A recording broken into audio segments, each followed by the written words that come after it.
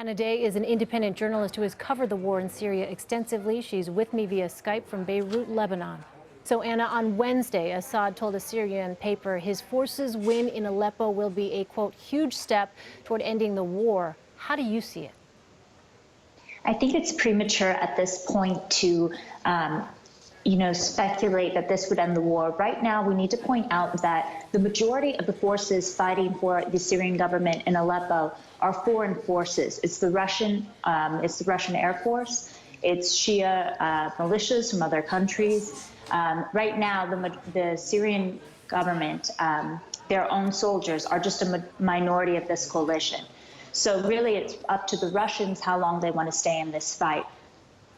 Rebel factions, as well as 6 Western powers, including the U.S., have called for an immediate ceasefire, but Assad called the possibility of a truce practically non-existent. How likely is a ceasefire? What does it depend on?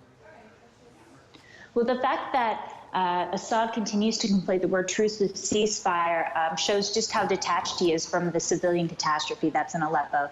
What the rebels called for was a ceasefire that would allow a civilian evacuation from the eastern Aleppo areas and opposition-held areas. This is something that would guarantee combatant combat in East Aleppo. So the fact that Assad is even calling this a truce really shows that he doesn't understand the impact or is in denial about the impact for civilians on the ground. U.S. Secretary of State John Kerry was to hold talks with Russian counterpart Sergei Lavrov in Germany later Wednesday. How productive did that conversation appear to be? At this point, it looks like we're at the same point that we've been for months. The U.S. State Department, Secretary Kerry's own department, has come out saying that they really do feel that we need to put military force back on the table. We have no more leverage going into these talks than we have in the past several months. In fact, we've lost that, given that Trump has now begun discussions with Russian and Syrian government counterparts. So if Russia doesn't think we're in this for the long game with opposition, they have more leverage than they've ever had at any point in these negotiations.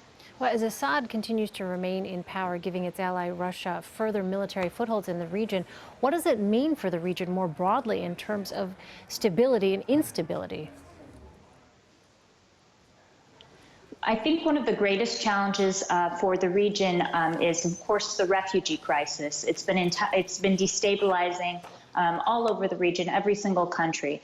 So the fact that people are associating Assad with stability, in fact, ignores that the vast majority of Syrians fleeing their country are fleeing from Assad. So Assad's victory does not guarantee the end to the Syrian refugee crisis. In fact, most refugees will not feel comfortable going back to their homes after 5 years of bombardment from their own government, and the fact that tens of thousands of Syrians remain disappeared in their own country. So the idea of Assad regaining control of these areas does not guarantee security or stability. And of course, his ability to maintain control of these areas without foreign forces is totally up for debate at this point. Crisis that just continues. Anna Day, thank you so much. Thank you.